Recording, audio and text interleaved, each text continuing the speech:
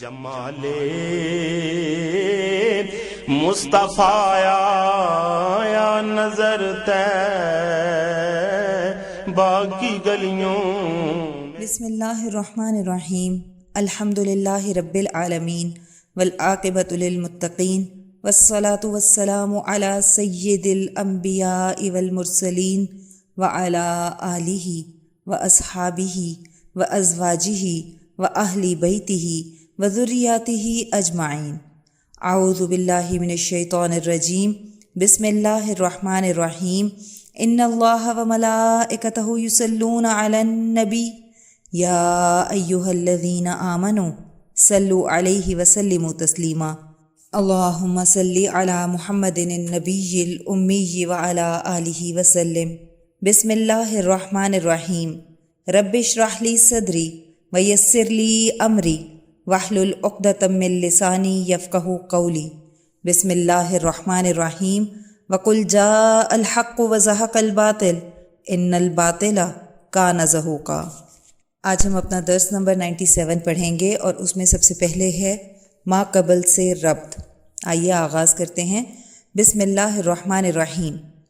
رسول اللہ صلی اللہ علیہ وآلہ وسلم اور صحابہ رضی اللہ عنہم کا لشکر تقریباً 2 ہفتے یا 20 دن قیام کے بعد مقام حدیبیہ سے پرسوز یادیں لے کر مدینہ شریف کی طرف روانہ ہوا.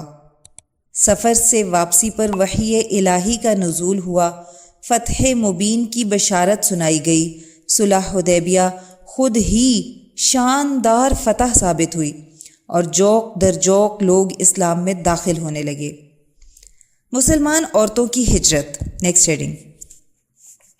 انہی دنوں ام کلثوم رضی اللہ تعالی عنہا بنت عقبہ بن ابی معیط حضور صلی اللہ علیہ وآلہ وسلم کی خدمت میں مدینہ شریف پہنچیں. ان کے دونوں بھائی عمارہ اور ولید یعنی عقبہ کے بیٹے حضور صلی اللہ علیہ وآلہ وسلم کے پاس اپنی بہن کو لینے کے لیے آئے. ان کے گمان کے مطابق کہ حدیبیہ کی شرائط میں یہ تھا کہ جو شخص اسلام قبول کر کے قریش مکہ میں سے آپ صلی اللہ علیہ وآلہ وسلم کے پاس آئے گا آپ صلی اللہ علیہ وآلہ وسلم اسے واپس کر دیں گے. لیکن اللہ کے حبیب صلی اللہ علیہ وآلہ وسلم نے حضرت ام کلثوم رضی اللہ تعالی عنہا کو واپس بھیجنے سے صاف انکار کر دیا، کیونکہ صلح حدیبیہ کی شرط میں یہ لکھا گیا تھا کہ وَعَلَىٰ أَن لَا يَأْتِيكَ مِنَّا رَجُلٌ وَإِن كَانَ عَلَىٰ دِينِكَ إِلَّا رَدَدتَّهُ عَلَيْنَا. اس کا ترجمہ ہے اور معاہدے کی شرط یہ ہے کہ ہمارا جو آدمی آپ صلی اللہ علیہ وآلہ وسلم کے پاس جائے گا آپ صلی اللہ علیہ وآلہ وسلم اسے لازماً واپس کر دیں گے، خواہ وہ آپ صلی اللہ علیہ وآلہ وسلم کے ہی دین پر کیوں نہ ہو.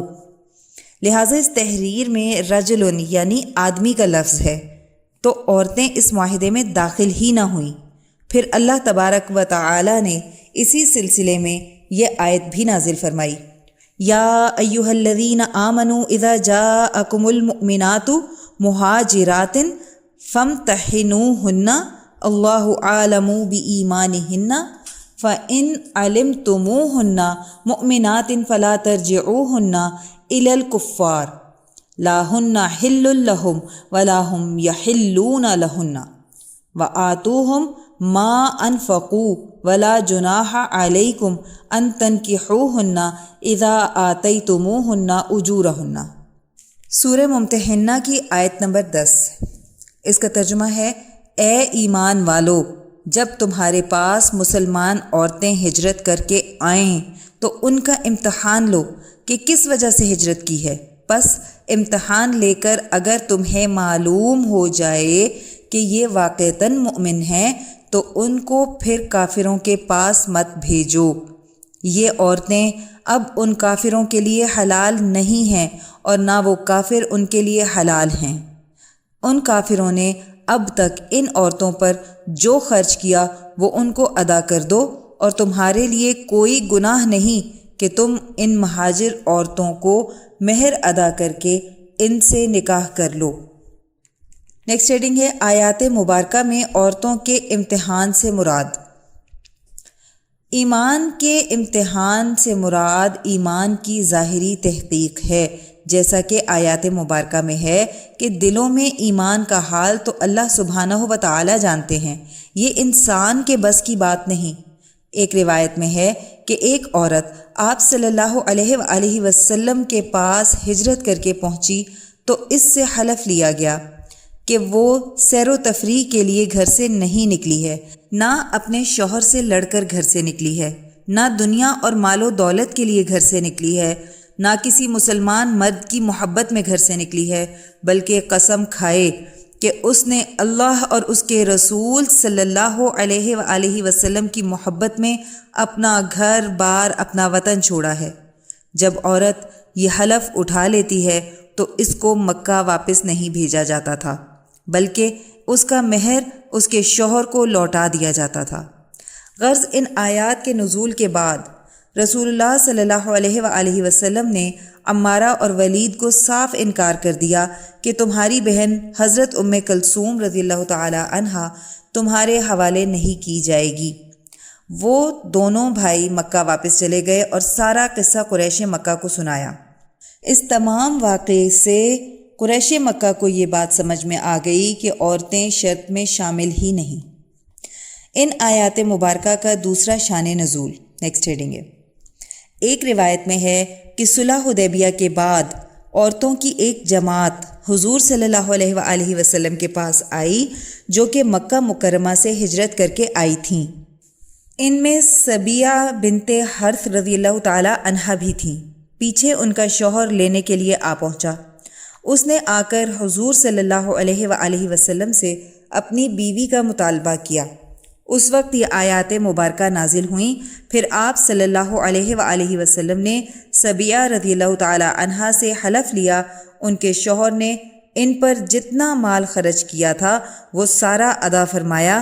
اس کے بعد حضرت عمر رضی اللہ تعالی عنہ نے حضرت سبیہ رضی اللہ تعالی عنہا سے نکاح کر لیا۔ ان آیات کے بعد اللہ سبحانہ و تعالی نے یہ آیت نازل فرمائی وَلَا تُمْسِكُوا بِعِصَمِ الْكَوَافِرِ وَاسْأَلُوا مَا أَنفَقْتُمْ وَلْيَسْأَلُوا مَا أَنفَقُوا ذَلِكُمْ حُكْمُ اللَّهِ يَحْكُمُ بَيْنَكُمْ وَاللَّهُ عَلِيمٌ حَكِيمٌ۔ سورہ ممتحنہ آیت نمبر 10 کا آخری حصہ۔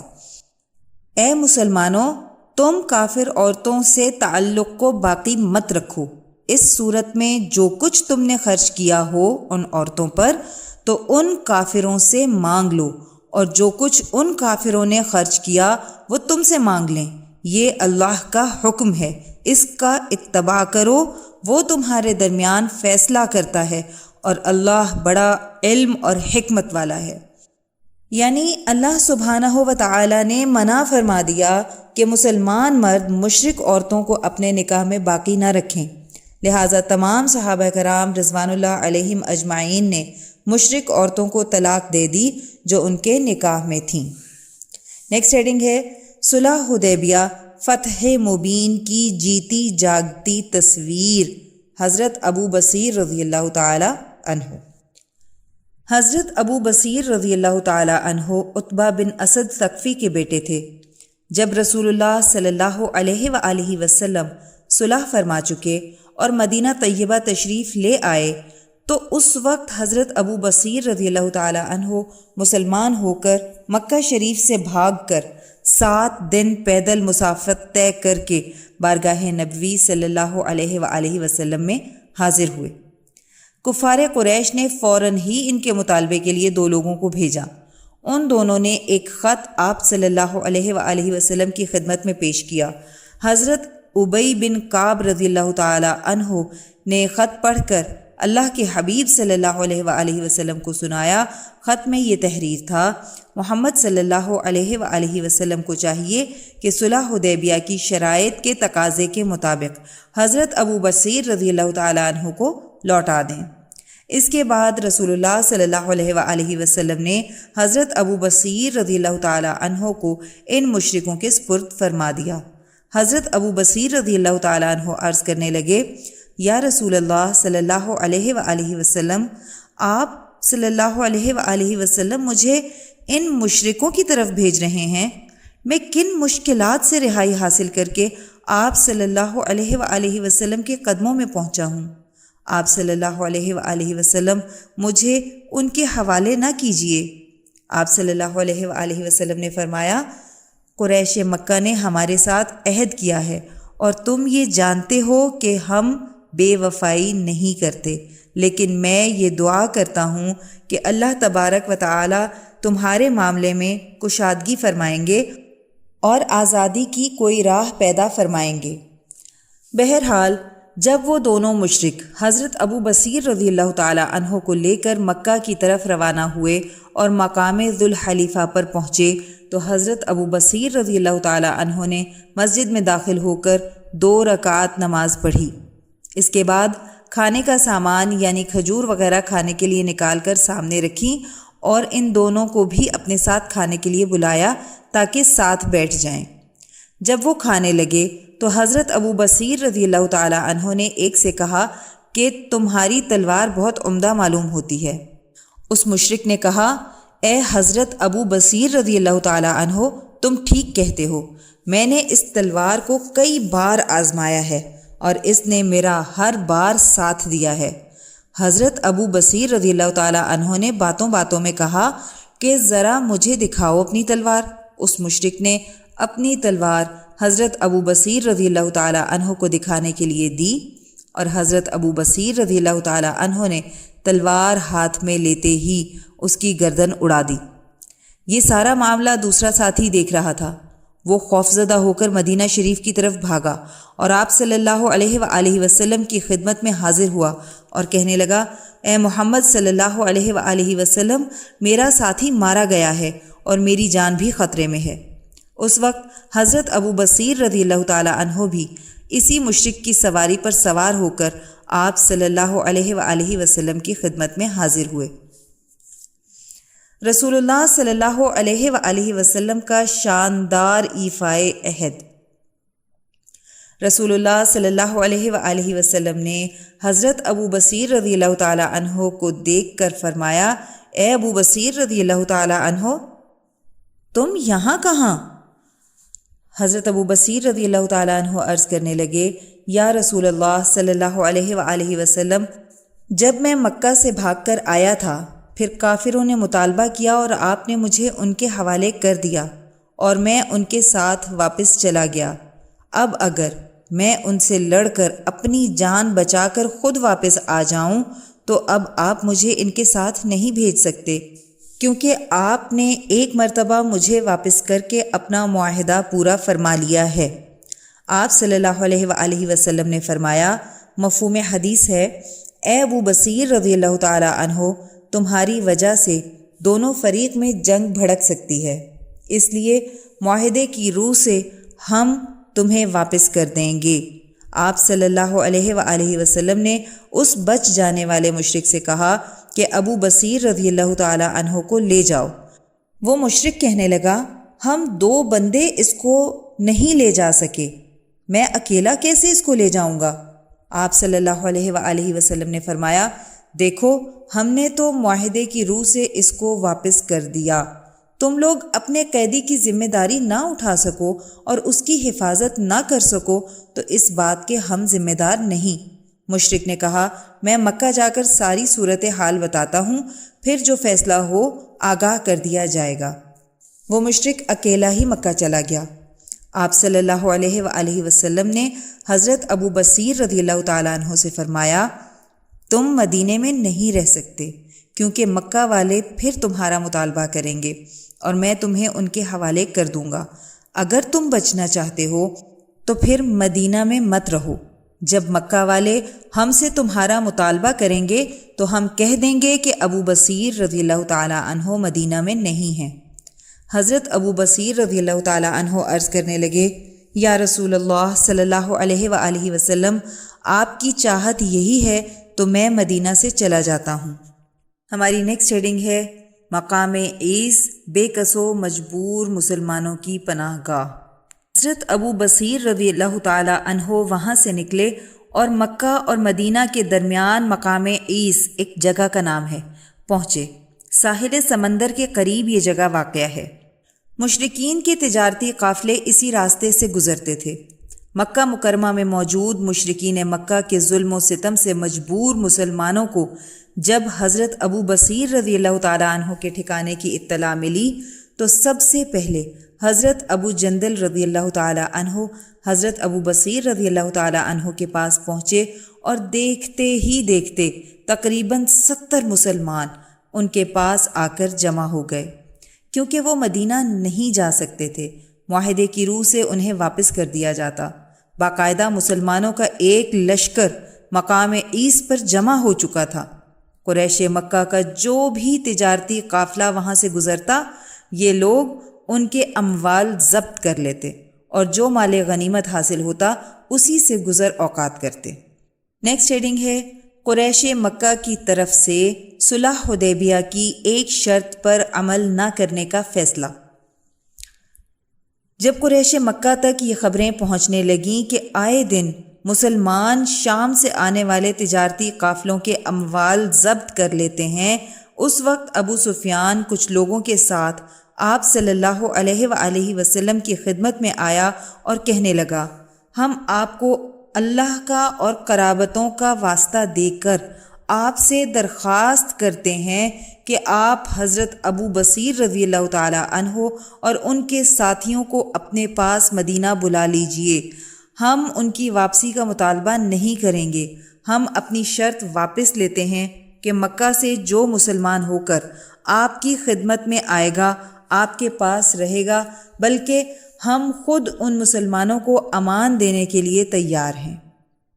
اس واقعے کے بعد آپ صلی اللہ علیہ وآلہ وسلم نے حضرت عمر رضی اللہ تعالیٰ عنہ کو بلوایا اور فرمایا، اے عمر رضی اللہ تعالیٰ عنہ، اب بتاؤ تمہارا اس شرط کے بارے میں کیا خیال ہے؟ حضرت عمر رضی اللہ تعالیٰ عنہ صلح حدیبیہ کی شرائط پر بہت عجیب کیفیت میں مبتلا تھے اور بار بار عرض کرتے تھے کہ یا رسول اللہ صلی اللہ علیہ وآلہ وسلم، مکہ سے آنے والے مسلمانوں کو ہم کیوں واپس مکہ بھیجیں؟ لیکن آج وہ وقت آ گیا کہ قریش مکہ نے خود اس شرط سے مطالبہ واپس لے لیا، اور سب سے پہلے آپ صلی اللہ علیہ وآلہ وسلم نے حضرت عمر رضی اللہ تعالیٰ عنہ کو یہ خوشخبری سنائی۔ نیکسٹ ہیڈنگ ہے دیت کا مطالبہ۔ بہرحال حضرت ابو بصیر رضی اللہ تعالیٰ عنہ نے راستے میں مقام ذوالحلیفہ پر جس مشرک کو قتل کیا تھا تو اس وقت سہیل بن عمر کہنے لگا، قسم ہے خدا کی، جب تک اس کا خون بہا نہ دیا جائے گا میں اپنی پشت کعبہ سے نہ ہٹاؤں گا۔ ابو سفیان سہیل بن عمر سے کہنے لگا، ہم تو اس کا خون بہا وصول ہی نہیں کر سکتے، کیونکہ رسول اللہ صلی اللہ علیہ وآلہ وسلم نے تو اپنا عہد پورا فرما دیا ہے اور ابو بصیر رضی اللہ تعالیٰ عنہ کو ہمارے قاصد کے حوالے بھی کر دیا تھا، اور ابو بصیر رضی اللہ تعالیٰ عنہ نے اپنی مرضی سے اس کو قتل کیا تھا۔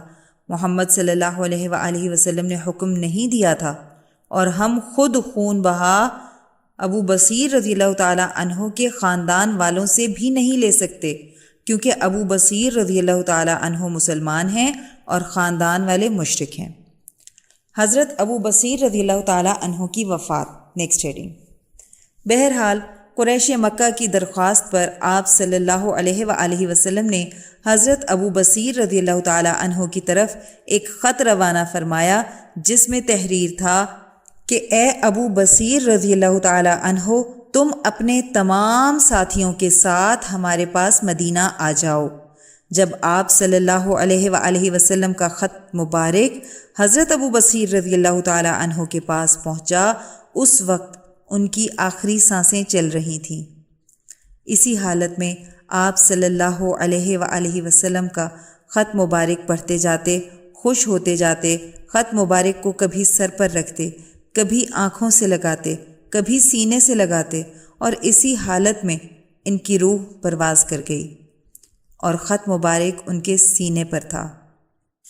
اس کے بعد حضرت ابو جندل رضی اللہ تعالی عنہ نے ان کی تجہیز و تکفین کی اور اسی جگہ عاشق رسول صلی اللہ علیہ وآلہ وسلم حضرت ابو بصیر رضی اللہ تعالی عنہ کو دفن کیا۔ پھر حضرت ابو جندل رضی اللہ تعالی عنہ تمام ساتھیوں کے ساتھ آپ صلی اللہ علیہ وآلہ وسلم کے حکم پر مدینہ منورہ پہنچ گئے۔ آج بس یہیں تک پڑھیں گے۔ اس کا بقیہ حصہ جس میں سلسلہ ترغیب و ترہیب ہے وہ ہم کل اپنے درس میں مکمل کریں گے۔ آئیے دعا کر لیتے ہیں۔ اللہم صلی علی محمد النبی الامی وعلی آلہ وسلم۔ یا اللہ، ہماری اس ادنا سی کوشش کو قبول و منظور فرما لیں اور اس کو ہماری بخشش کا ذریعہ بنا دیں۔ اس کو قیامت تک امت کے لیے ہدایت اور عشق نبی صلی اللہ علیہ وآلہ وسلم کا ذریعہ بنا دیں۔ اے اللہ، جو کچھ پڑھا سنا اس کا ثواب سب سے پہلے آقا کریم صلی اللہ علیہ وآلہ وسلم کی بارگاہ عالیہ میں تحفتاً ہدیتاً نذرانتاً محبتاً عقیدتاً پیش کرتے ہیں، قبول و منظور فرما لیں۔ نبی کریم صلی اللہ علیہ وآلہ وسلم کی برکت اور وسیلہ جمیلہ سے اس کا ثواب تمام انبیاء کرام، خلفائے راشدین، امہات المؤمنین، اہل بیت اطہار، صحابہ کرام، صحابیات، بزرگان دین، اولیاء اللہ، شہداء، صدیقین، صالحین، مؤمنین، مؤمنات، مسلمین، مسلمات کو پیش کرتے ہیں، قبول و منظور فرما لیں۔